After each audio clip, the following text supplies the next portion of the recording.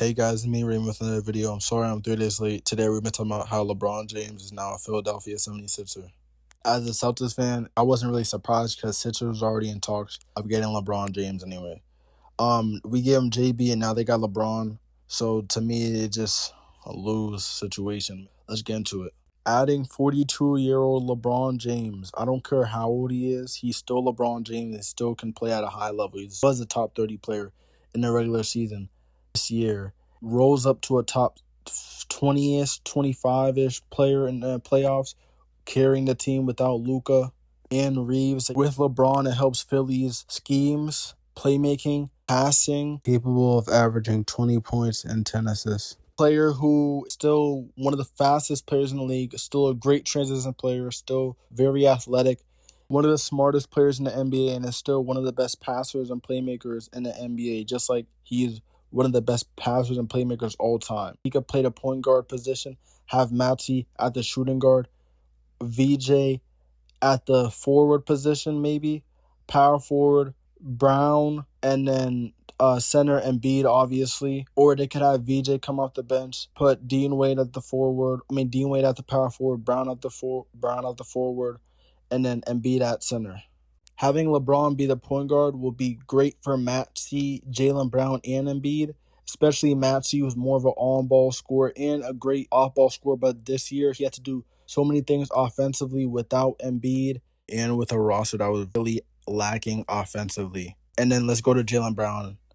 Not only with the addition of LeBron James, but with how talented this roster is, Jaylen Brown will be able to play way better defense. He wouldn't have all the offensive responsibilities. I think this will be his best, all-around season coming up. Or saying, look at how he was in 2024 with how talented that roster was, not only offensively, but defensively, where Jaylen Brown didn't have to do heavy lifting, just like this team. Jaylen Brown came off his best individual season, just like Maxey, and they were both one of the most high usage-rated players in the NBA.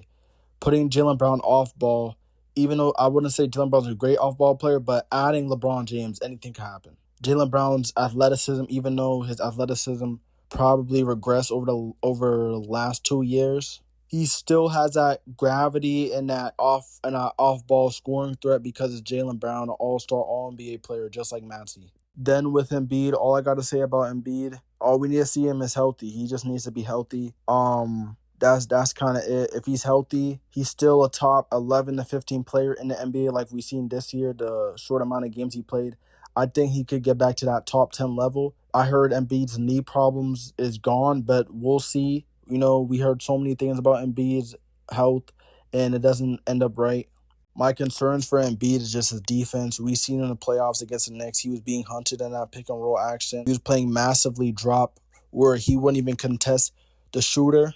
And he can't get up and down the floor like he used to. He can't jump consistently as he used to on and off the ground. He can still average 26 plus points per game. And it's still Embiid. He still has that. He's still being treated by the Embiid with that playmaking, that gravity, that passing, the shooter, the mid-range scorer he is, the overall scorer he is. VJ, if VJ's starting, I think with LeBron, his role will be shortened to just be like a shooter. I do think VJ, JB, Braun, and Jaylen Brown would be crazy in transition. All four of them were one of the best transition players in the NBA this year, except for VJ. But we see VJ's athleticism. We see how fast VJ is. We see how high he can jump. I do think VJ is gonna take that leap. If he takes that more ball handling creation leap, or a better 3-point shooter leap, it's gonna be really dangerous because LeBron will just kick a 10 in the corner and it'll just be straight in. You can't overhelp. You can't sag off VJ anymore. And especially if he gets that shooting, he already has athleticism to finish at the rim.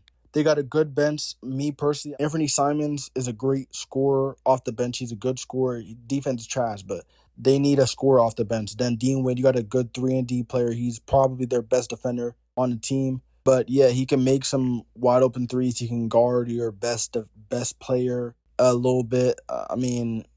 Yeah, I do think JB or VJ will take that POA defender role, kind of switch it. They got Justin Edwards, who me personally I feel like is a solid wing defender. We did see him make a couple of wide open threes against my Celtics in the playoffs. And then you got LeBron Fallon Jr. We seen that summer league he was a good scorer. I don't know if he's gonna be in a rotation this year. So, I mean, if he is, we'll see what he can do. And they just did a buyout sign for KCP. He may not be that level of player he was in 2020 or 2023, but he's still a good defender. He can still make wide open shots. He played with LeBron before, and he was on the Grizzlies where they're one of the worst teams in the NBA. So, I mean, they might have been load managing, not playing him. But yeah, he's still a good defender. He still can make wide open shots, so I think that's a really good addition. Adam Bona as their backup big, I mean, I don't really know how I feel about that. He's just really athletic. He can jump high. He's really tall, long wingspan. I just don't think he just knows, like, he doesn't have the experience yet.